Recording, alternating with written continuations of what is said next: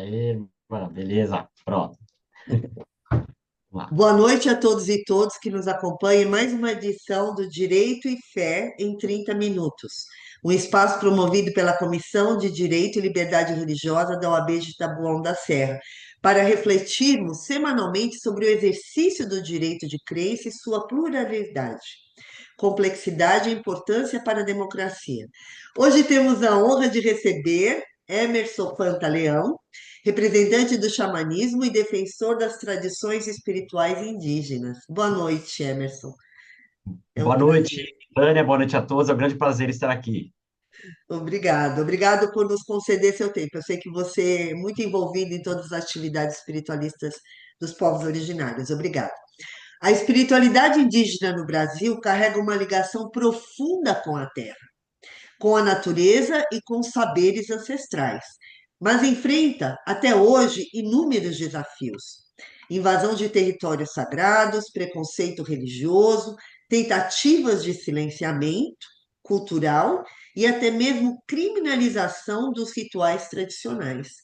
Nesta conversa, vamos abordar como o direito à liberdade religiosa precisa reconhecer e proteger essas formas de espiritualidade tão fundamentais para a nossa história e identidade como povo. Seja muito bem-vindo, Emerson. Você tem alguma coisa que você gostaria de dizer antes de iniciarmos?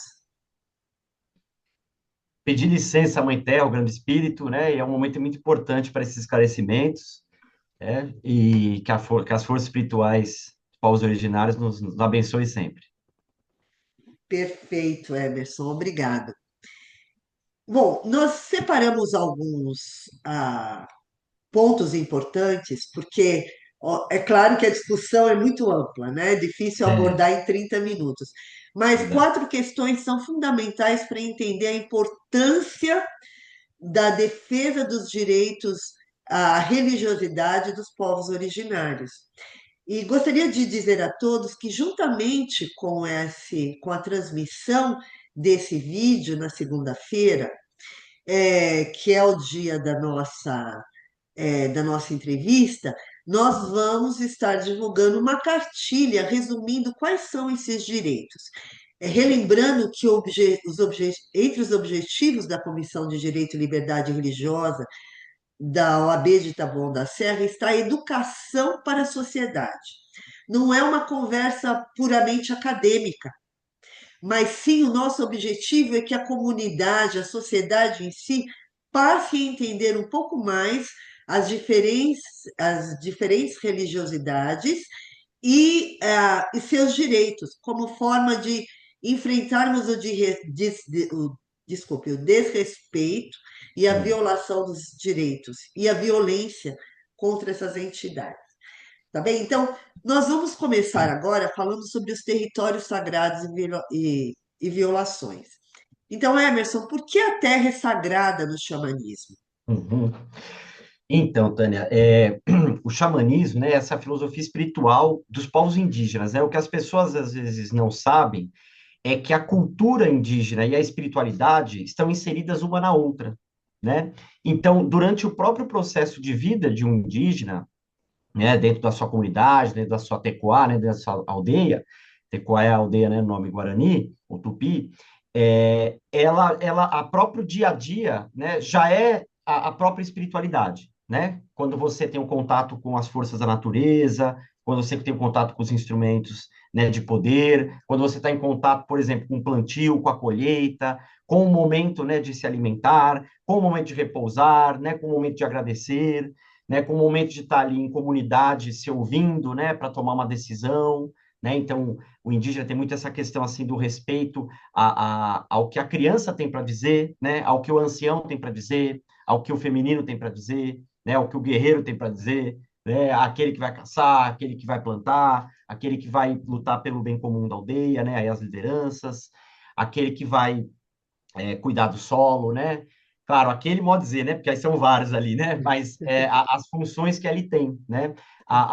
Tem a questão do círculo, por exemplo, né? Que a gente fala muito na cultura indígena, de todo mundo ali tá, tem o direito de falar e o direito de ouvir, né? Que eu sempre falo, o ouvir também é um direito, né? Então, isso é muito respeitado, né, dentro da comunidade, dentro da filosofia da cultura indígena. Isso também é a espiritualidade, porque já é a própria expressão do ser, né? Eu lembro até que algumas pessoas falavam muito que o indígena não tinha religião porque não tinha algo a se religar, né? Como é a etimologia para religião, e sim a ser o que ele já é, né? Ou como um filho da natureza. Então, aí entra justamente essa questão do território, né?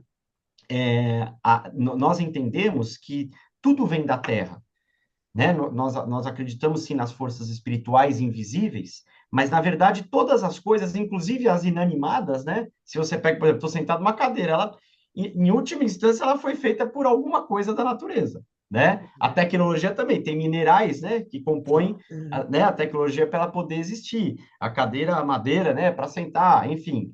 Então, tudo tem um componente que vem de algum dos elementos da natureza. Então, tudo acaba tendo vida, né? Então, nós acreditamos que todas as coisas que existem têm uma essência de vida trazida pela mãe natureza. Claro, mais ainda nos seres vivos, os humanos, animais, vegetais, minerais, aquilo tem uma alma, né? A árvore tem uma alma, tem uma energia espiritual que a rege. Mas os seres inanimados também, porque vem de alguma origem da natureza, né? Tudo que a gente usa, a roupa, o alimento que come. Então, a terra é sagrada para o indígena porque tudo vem dela, né? Tudo vem da Mãe Terra. Então, é um ato de amor, de respeito, de gratidão, né? De valorização, de identificação, né? E de integração também, porque nós acreditamos que não é a natureza que tem que servir ao ser humano, e sim que o ser humano é parte da natureza, mas a natureza é o mais importante. E uma dessas importâncias que tem nela está o ser humano, né? Que, dentre várias missões que talvez nós tenhamos enquanto humano, uma delas é justamente de preservar a terra. Então, daí vem que a terra é sagrada, porque tudo provê dela. Então, nós sempre temos que cuidar, agradecer e honrar, né, a terra. E aí, no caso, por exemplo, né, Tânia, dos territórios indígenas, o que acontece é que ali tem uma ancestralidade. Vamos pegar aqui o Brasil, né, que tem mais de 305 povos atualmente. Então, na terra onde o indígena está, não é só porque ele não quer sair de lá, porque ele está acomodado lá. Não, é porque ali moravam os ancestrais dele, os avós, os bisavós, né? Ali o solo já está fértil porque já foi cultivado e plantado e entendido aonde que se planta, aonde que não se planta, né? Então tem toda uma sabedoria em todos os sentidos, de sobrevivência, de cuidado, de equilíbrio, né? Tem os lugares onde fica mais fácil para as crianças brincarem, tem os lugares onde fica mais fácil para os animais poderem, né, viver também. Então tem todo esse entendimento, né? Então tem um entendimento da questão do geracional, né, dos ancestrais, tem um entendimento da questão de você se identificar valorizando aquele território, então é como se você ganhasse a força que tem ali, dos ancestrais, porque a gente acredita que a energia de todos os seres que, né, desencarnaram, usa essa palavra, né, morreram, né, está ali o espírito também, não só, né, dos humanos, mas também dos animais que morreram lá, dos pássaros, né, tem um entendimento de, muitas vezes, a aldeia, né, tem um rio, ou tem uma praia, né, igual tem em Peruíbe, tem aldeias que tem a praia como quintal, né, tem algumas que não tem rio nem praia, mas montanhas, florestas, cavernas, grutas, então ali também tem aquela essência, né, daquele local da natureza. Claro, também porque é uma forma de você justamente manter as três bases, né, Tânia, da cultura indígena, que é a terra, a língua, né, e a sua espiritualidade. Então, elas confluem, né, entre elas. Então, a terra é sagrada, todos os seres são sagrados, mas não dá para existir todos os outros seres se não tiver a terra e a natureza. É por isso que ela é sagrada primeiro, né, para que todas as outras coisas existam. Perfeito. E, bom, existem exemplos de impedimento atuais aos locais de acesso aos rituais? Sim, Tânia, então o que acontece, né? Se a gente pegar, né? Eu vou pegar assim um exemplo do Brasil, né? Para a gente ter uma maior ideia, né? Nós temos, como eu disse, mais de 305 povos e eles estão distribuídos em vários aldeamentos, né? Em terras que são reconhecidas, em terras que ainda não foram, ou também nos aldeamentos urbanos, né? O que acontece é que, assim, Tânia, como isso é muito complexo, né? A espiritualidade ou a cultura indígena, ela é muito própria de acordo com cada povo, né? De acordo com cada etnia, e muitas vezes até de acordo com cada aldeia, né? Então, por exemplo, aqui em São Paulo tem um exemplo que tem mais de 13 aldeias de uma mesma etnia, num mesmo território, né? Em Uhum. Parelheiros, por exemplo, que é o extremo sul de São Paulo. Vai ter um Deporã, né? Que é o nome de uma terra indígena que tem mais de 12 aldeias. Você vai ver algumas diferenças no modo de vida de aldeia para aldeia, embora seja do mesmo território, né, com a Uhum. divisão apenas de aldeias, de famílias, e da mesma etnia, né, no caso Guarani. Então você vê diferenças, porque você acaba tendo alguns jeitos, às vezes, da família, do modo de vida da família, né? E claro, aí tem várias coisas em comum. Então, se você pega esse recorte, né, no micro, você se expande ao macro quando você vê o que a gente sempre fala, né, da pluralidade, né? Aham. Pluralidade da sua cultura e da sua espiritualidade. E aí o que acontece, né, Tânia? O indígena, para se conectar, está dentro dele. Então, logicamente, está dentro dele. E ele nasce, né, numa aldeia na natureza, então a sua conexão é na natureza. Né? Cada etnia tem o seu jeito de se conectar. Por exemplo, os Guarani, a gente fala da Opã, que é a casa de reza, né? Em Tupi é o Iguaçu.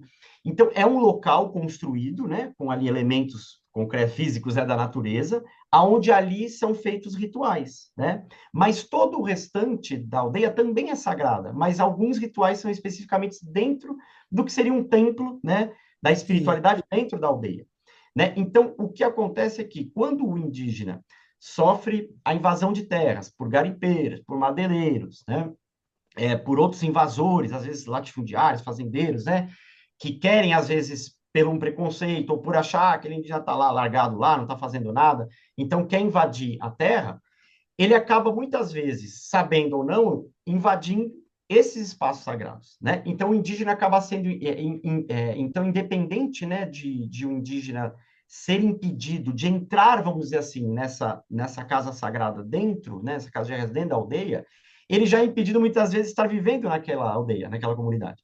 Então, a gente tem vários casos, né, Tânia? Eu vou pegar aqui o estado de São Paulo, que é onde eu mais atuo. Por exemplo, em Guarulhos, teve uma oca que é uma casa ali espiritual, onde os rituais são feitos, que foi queimada, né? Que foi incendiada, né? É, e você tem várias outras aldeias que são invadidas. Então, aí já está ocorrendo duas violações, tanto da terra quanto do acesso à espiritualidade do próprio indígena dentro da sua cultura.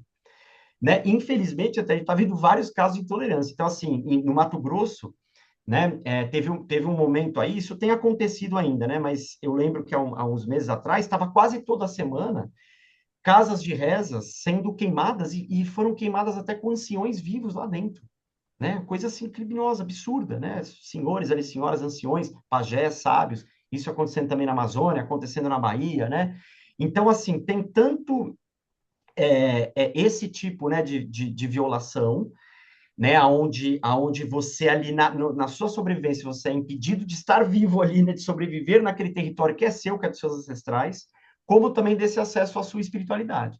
E também, né, Tânia, uma outra forma é, vamos dizer assim, a lavagem cerebral, né, como acontece. Na verdade, assim, Tânia, eu não vou entrar na questão da religião que faz isso, porque eu acho que quem faz isso não está seguindo o que está dentro da sua Exato. religião. Mas essa é a palavra que a gente usa porque os casos têm sido sempre através da evangelização, né? Então, Sim. assim como aconteceu quando houve a invasão, né, portuguesa e a catequização, né, ou seja, a sua imposição de uma doutrina, de uma religião em cima de uma espiritualidade que já existia, isso tem acontecido a rodo, né, em todo o Brasil, principalmente no Xingu, aonde a espiritualidade indígena sofreu essa lavagem cerebral, né, pela evangelização. Então, você, muitas vezes, em troca de um alimento, em troca de uma condição melhor de sobrevivência, em troca de ali a lavagem cerebral mesmo, de falando, né, ali ludibriando, né, você acaba, tem acontecido muito isso, né? Então, a espiritualidade indígena foi sendo massacrada, né, na sua consciência, no seu modo de vida, e aquilo vai expandindo, vai indo, e ao ponto até, às vezes, o indígena nem lembrar mais a espiritualidade que ele tinha, porque ele sofreu esse tipo de Entendi. lavagem. Então, são vários tipos, né? Tem a questão física, né? A questão de queimar, de matar, de invadir, e tem a questão também mental, né? Emocional, né, espiritual, né? A gente, por exemplo, tem visto muito casos de indígenas que estão se suicidando porque ele não está conseguindo continuar sobrevivendo na Terra porque ela é invadida, né? Ou porque ele sofre um preconceito, porque ele sofre um racismo, né? Então, infelizmente, tem vários casos. Eu não tinha conhecimento do suicídio.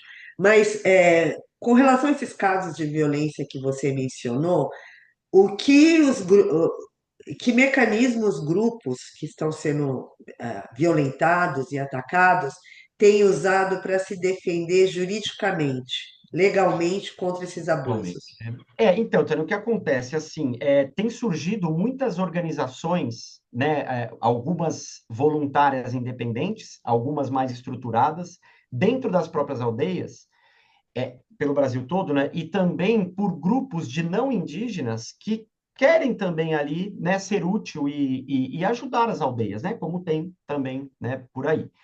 Então, assim, esses grupos, né, tem algumas organizações, né, por exemplo, tem a PIB, né, que é a Associação dos Povos Indígenas do Brasil, que atua muito no estado de São Paulo, tem outras organizações lá do Yanomami, né, o Tacará, né, do Avi Copenaua. Então, assim, tem algumas organizações que estão tendo um respaldo mais jurídico e, assim, entrando em contato, né, assim, fazendo essa ponte, através da FUNAI, né, que a FUNAI também teve alguns problemas, né, em gestões aí passadas, né, e também trocas, né, da onde ela estava, de que pasta que ela pertencia, e também através do Ministério dos Povos Indígenas, né. Então, Ah, essas seriam, assim, formas legais, né, de chegar às autoridades. Mas tem crescido, assim, internamente, né, para proteção. Eu, por exemplo, né, Tânia, eu tenho uma ideia, né, de um projeto que é justamente de preservação da espiritualidade indígena, né? E essa ideia eu pensei municipalmente, né, aqui na cidade de São Paulo, e estadualmente, para depois também chegar à questão federal. Lógico que, assim, na Constituição Federal, né, as práticas rituais sim.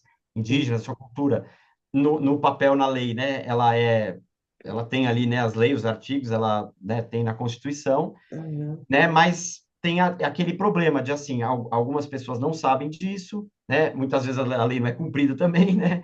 Então, assim, tá surgindo, né? Principalmente, assim, por lideranças jovens, Uhum. né? Das aldeias e Sim. também, né? Por anciões que estão se organizando para isso, né? Ser assim mais estruturado, né?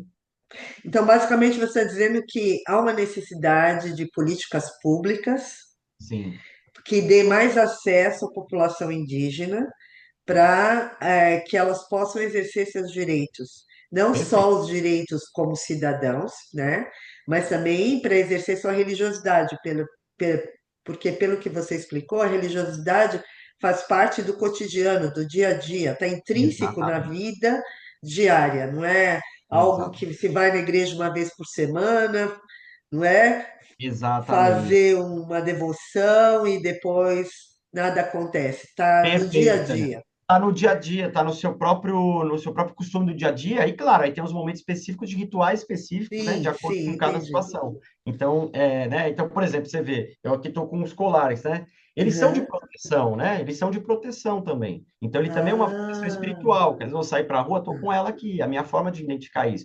Ou o cachimbo, né, que muitos sim. povos usam, eu também sempre consagro. Então, é a nossa forma de se conectar. Tem todo um porquê, né, de cada um desses conjuntos ritualísticos, mas que muitas vezes eles já são parte do dia a dia, como num colar, numa pulseira, num Sim. anel, num brinco, né, no caso dos indígenas que usam cocar, do cachimbo, né? Então, é algo da identidade, da cultura, mas também é algo espiritual. E que deveria estar protegido e está protegido pela Constituição, porque faz parte do ritual. E faz como turbante, não, não turbante, né? Mas como hijab para os muçulmanos, para os Isso, islâmicos, né? exatamente. E Exatamente. as vestimentas das religiões de matriz afro-brasileiras e tudo mais. É, Exatamente. eu não tinha conhecimento de que os cocares, os braceletes também eram instrumentos de proteção. Obrigada por Também. esclarecer.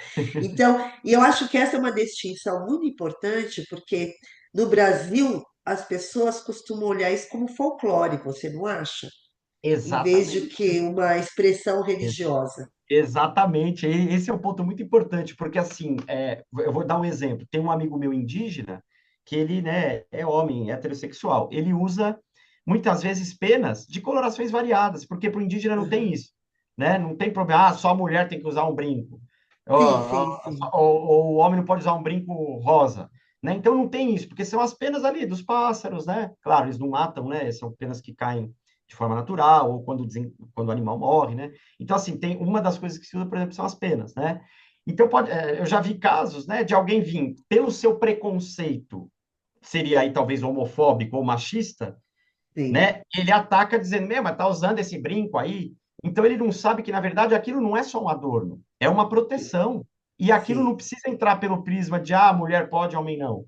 Né? Então tem vários tipos de preconceito que as pessoas fazem por causa dos preconceitos que já existem nela, e mais ainda por não entender, né, a cultura né, daquele povo, né, no caso, né? Eu tinha intenção de te perguntar uma coisa bem no início e fugiu, né? Fiquei muito entusiasmado com a nossa conversa e fugiu.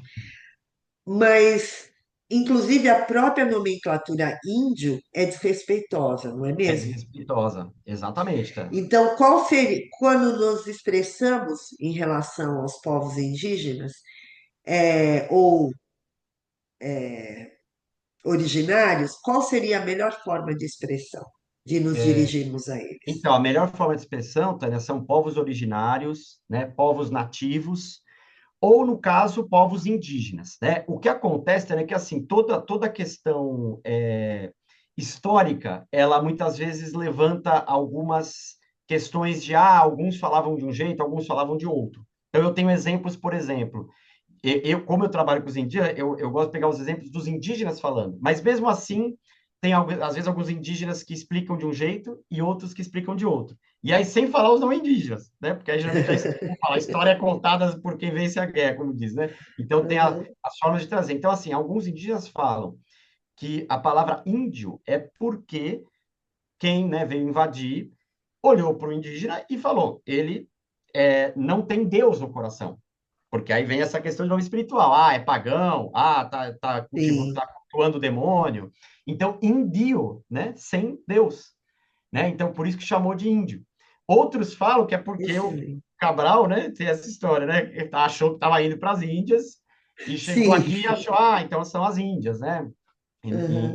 Então, assim, tem vários jeitos que explicam por que surgiu essa palavra. Mas a palavra índio está errada, é pejorativa e não é a forma correta. Então, povos indígenas, indígenas, é uma forma que é aceita pelos indígenas. Mas, né, sempre se fala os povos nativos, né, os povos originários. Essa é a melhor forma de dizer.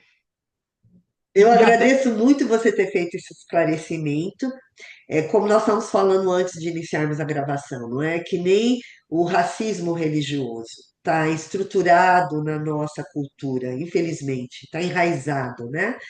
Então, os povos originários iniciaram esse racismo religioso muito antes dos próprios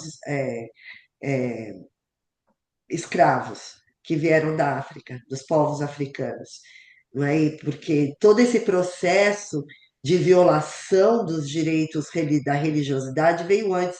E também esse preconceito de dizer, ah, não é o meu Deus, então não é Deus nenhum. E não é exatamente. verdade, porque existe uma adoração, não é? Mas não é o mesmo ser que eles estão adorando. No final das contas, pode até ser o mesmo, mas visto de outros De outra ângulos, forma. não é?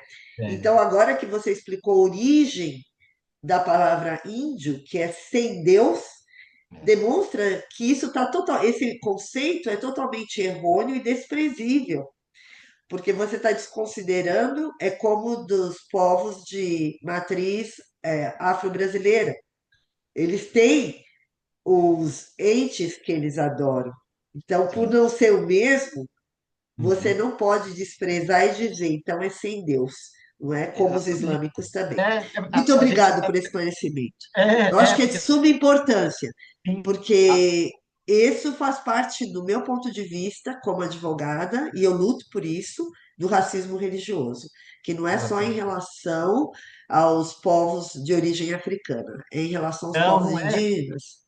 E eu me lembro, Tânia, que a gente sempre falava isso, né? Falava que os portugueses chegaram, eles falavam, ah, o indígena não tem alma. Então você vê, ó, chamava de índio, sem Deus. Ah, não tem alma. O negro também não. Como que não tem alma, né? Então, olha o nível da loucura, né? Não, era Que para justificar a escravidão e todo sim, aquele processo, né? exatamente. Aliviar a consciência das pessoas de que Sim, estava tudo bem. que eles não têm alma, não têm Deus, então não são seres Exatamente, não humanos, faz. né?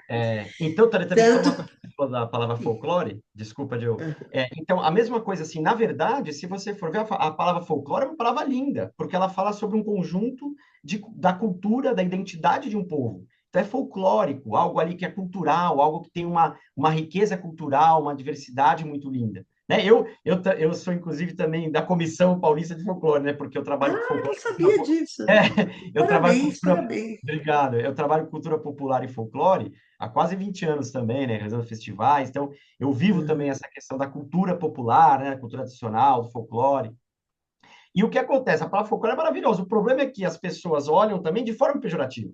Então, ela não está falando Uhum. que é folclore porque é algo rico, bonito. Uhum. Ela quer falar como se fosse alguma coisa que não existe mais, que é um mito, que é alguma Exato. coisa esquecida, que é uma coisa, uma Exato. lenda que não existe mais. Então, até isso Lenda. as pessoas distorcem, até a palavra folclore, né?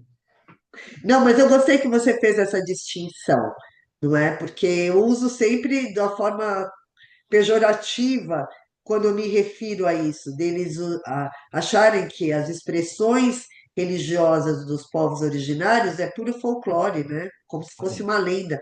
Eu Tudo isso é apreciei lenda. muito esse seu esclarecimento. Então, existem esforços atuais para preservar essas tradições dos povos originários? E como é feito isso? Existe sim, Tânia. O que acontece é assim, né? Como eu estava dizendo, assim, tem muitos grupos que estão surgindo entre os próprios indígenas, às vezes em conexão, né, com os não indígenas, de preservação, ou vamos dizer assim, de fomento, de difusão, de tudo que faz parte da cultura, né? Então, assim, eu vou falar no que eu acho, né? Quando você tem um acesso ao grafismo indígena, é uma forma de você também estar protegendo, né? Porque o grafismo, que também tem o seu lado espiritual, é algo da identidade de um povo que tem toda uma história, uma ancestralidade do porquê de ser aquele grafismo, do porquê ser com genipapo, ser com urucum, ser com açafrão, né? Do porquê ser utilizado. Então, assim, e os indígenas têm muito isso. Ele vai fazer, por exemplo, uma oficina de grafismo, ele vai explicar o porquê é. Então, ele está trazendo todo um conhecimento, por isso que a gente fala da transmissão de saberes, transmissão de conhecimento. Então, na minha opinião, aquilo não é só uma oficina, legal, de entretenimento.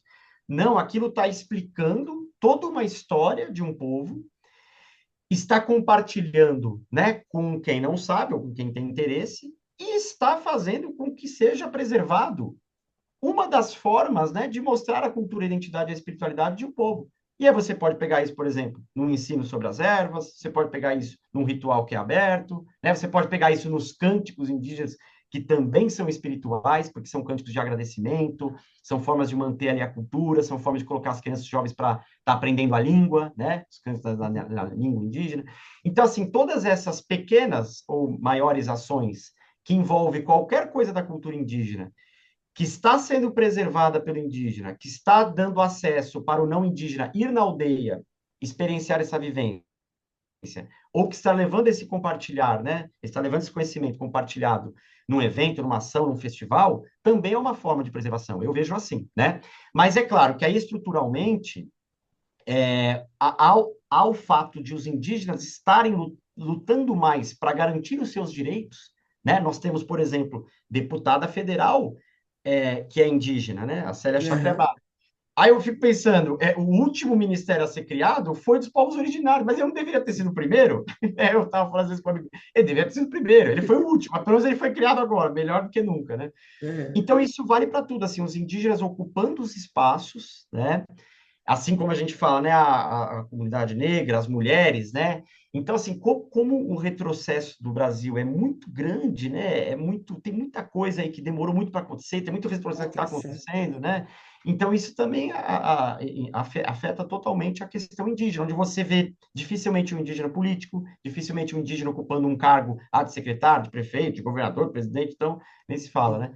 Então, mas isso aos poucos está crescendo porque os indígenas, assim, estão entendendo que o conhecimento que ele tem, e o respeito e a sabedoria que ele tem, enquanto entendimento sobre a vida, em todos os sentidos, né, em comunidade, em respeito à natureza, em o que ele tem de direito, ele está vendo que é preciso estar nesse espaço, ocupar esses espaços, né, e se fortalecer com quem também quer pensar dessa maneira, porque senão, né, como a gente vê tudo que tem acontecido, assim, né, as coisas já estão complexas, né, sobre os Uhum. direitos humanos, né, Sim, é, sobre a equidade, sobre a igualdade. Então, está crescendo mais isso, né, o indígena saber que ele pode falar, ele tem o direito de falar, ele pode se comunicar, ele pode se expressar, né, então isso tem crescido. tá bom. Em contraponto, né, Tânia, com a intolerância que também tem crescido, né? É, sobre a questão da criminalização de rituais, Uhum. quais são os estigmas associados a plantas de poder? Uhum. Então, também é um tema assim, bem complexo, né? Bem completo também, porque o que acontece, assim, tem inúmeras medicinas da floresta, né? Medicinas tradicionais indígenas, que trazem um lado espiritual. Tem inúmeras, tem várias, mas é mais conhecido a ayahuasca, rapé, jurema, cambô, sananga, são alguns nomes de algumas dessas medicinas, né? Eu vou pegar o exemplo da ayahuasca. O que acontece, né? Como tudo foi se difundindo, então, ela ficou mais conhecida e, com isso, infelizmente, também foi mais banalizada. Então, assim, a gente tem inúmeras pessoas não indígenas que usam, né, dessas ferramentas dos indígenas e acabaram banalizando, misturando com balada, com rave, com outras drogas. Então, isso, além de tirar a parte sagrada, ela acaba podendo fazer com que aconteça alguma coisa grave, como a gente já viu o caso acontecer isso, mas não por causa da medicina, e sim por causa do mau uso dela, e sim por causa do Sim. desrespeito que foi feito. Então, assim, infelizmente, isso, na minha opinião, perdeu-se muito o controle, né? Então, tem muita banalização sobre as medicinas Ah, indígenas, e com isso, Tânia, o que acontece? Às vezes uma pessoa vem falar para mim e falar, ah, mas será que aquele indígena é confiável para fazer? E por que que ela fala isso? Para fazer um ritual? Porque ela tem um preconceito, logicamente, e porque provavelmente ela viu alguma experiência, ouviu falar alguma coisa de alguém que não é indígena e banalizou. Então ela fica na cabeça aquilo, sem entender que aquilo faz parte de uma cultura, de uma espiritualidade, tem toda uma sabedoria por trás, né? Então essa é uma das formas. A outra é, logicamente, ah, vai tomar aquele chazinho, isso, aí vai matar vocês, aí vai fazer mal. Então não é assim, né? A pessoa tem que entender que são medicinas de cura, né? São ferramentas de cura, né? E que elas precisam ser entendidas na sua totalidade. Para que que ela serve? Qual que é a origem? Como que é o feitio daquilo? Se tal pessoa sente a necessidade de consagrar? Se sim, procurar um local correto, né? Então, tem locais que não são indígenas que fazem de uma forma respeitosa. Tem locais que não ah, são indígenas que levam indígenas para conduzir. E tem, logicamente, as consagrações que são entre os indígenas e tem aquelas que são abertas nas aldeias indígenas para não indígenas também, né, visitarem. Então, assim, as medicinas da floresta, elas são muito sagradas, elas também são parte da cultura porque está de acordo com a sua geografia, né? Você tem a ayahuasca, o rapé era muito da região da Amazônia, porque são plantas, né, no caso da ayahuasca, plantas cipó, que eram daquela região da Amazônia, que não tinham na região do Nordeste, mas hoje em dia já tem indígenas plantando lá também. No Nordeste se usava muito a jurema, porque a jurema era uma árvore que dava lá. Então ah, você vê, não é uma questão de, vou fazer aqui agora e beleza. Não, é porque tem todo um contexto também geográfico de acordo com o bioma que tem ali naquele local, das plantas que tem lá, né? E ali tem a sua conexão, né? Só que como elas são enteógenas, ou seja, elas trazem, né, no caso da ayahuasca, elas trazem uma conexão mais profunda espiritual, ela precisa de um cuidado de quem está conduzindo e se a pessoa pode entrar em contato com aquela medicina, né? Então, você vê, olha, tudo que eu falei aqui dá para a gente pegar um universo né, de formas erradas que as pessoas criaram de ver todos esses ah, rituais, né? Então, mas a melhor coisa que eu falo, converse com o indígena, converse com alguém que tem aquele conhecimento, converse com alguém que vive aquilo, né, para explicar como que é usado isso. Mas o que acontece, Tânia, é que assim, no caso, trazendo para a parte legal, essas medicinas são permitidas dentro do CONAD, né, Conselho Nacional de Drogas. E o que acontece? Eu mesmo enfrentei casos de eu estar junto com outras pessoas conduzindo e alguém falar, mas isso é legal, isso pode, isso não é proibido, né? Então, eu já enfrentei várias situações, inclusive de ir com os indígenas, né, na Assembleia Legislativa, para lutar por esses direitos, porque, na verdade, esses são um conjunto de ritualistas indígenas, então não se pode impedir de fazer, porque está ali dentro da aldeia. Tinha uma história de, a criança não pode fazer, mas a criança indígena faz, e ela não pode ser impedida de fazer um ritual desse. Desde que, claro, ela está dentro da comunidade, então os próprios pais, os próprios avós sabem, né, o uhum. porquê que ela está fazendo, o porquê que ela precisa, e é também o próprio sagrado daquela criança que também tem Sim. de querer consagrar aquela medicina, né? Então, assim, elas são garantidas por leis e protegidas dentro do contexto indígena e também dentro de um contexto que não é indígena, mas são de pessoas que praticam xamanismo, mas que, claro, devem seguir tanto, né, o ritual na sua essência trazido aí pelos indígenas, quanto também saber que tem questões legais que ela tem que estar se baseada, né, para não sofrer um tipo de intolerância, para não sofrer um tipo de preconceito.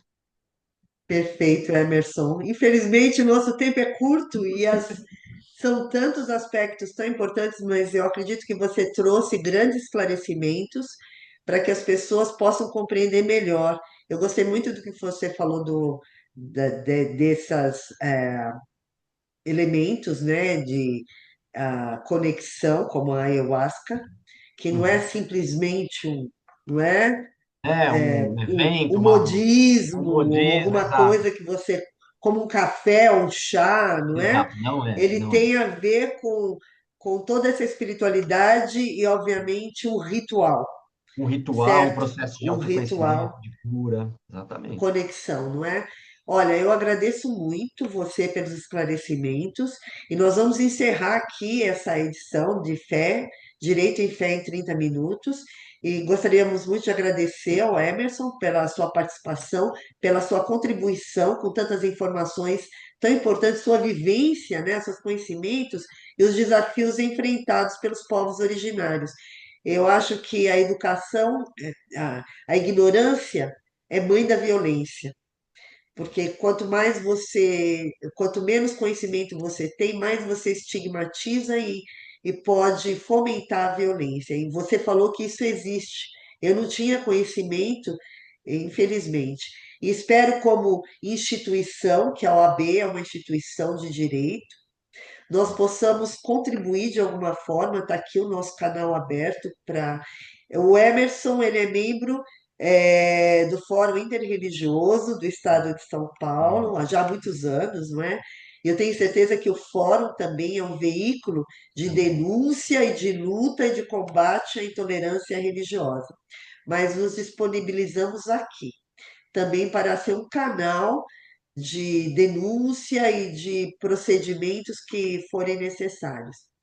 Que essa conversa nos ajude a ampliar a consciência sobre esse papel essencial do direito de crença, inclusive aquele que se expressa fora das tradições majoritárias, e a importância de respeitar e proteger a diversidade espiritual do nosso país.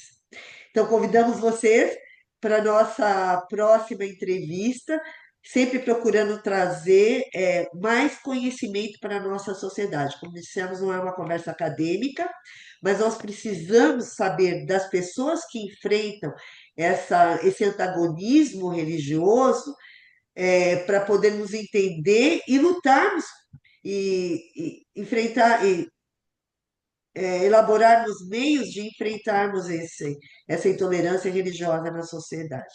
Emerson, muito obrigado pela sua participação e espero Também. vê-lo em breve, sempre na luta. Sempre, estamos juntos. Gratidão e que a gente sempre possa aprender a respeitar, né, para viver uma Sim, sociedade num contexto mais pacífico, né, mais harmonioso que estamos precisando. exato. Pessoas como você, Emerson, nos ajuda a tornarmos a nossa sociedade melhor, para enfrentar a Gratidão. ignorância e vencer isso. Obrigado. Boa noite Gratidão. a todos. Falou.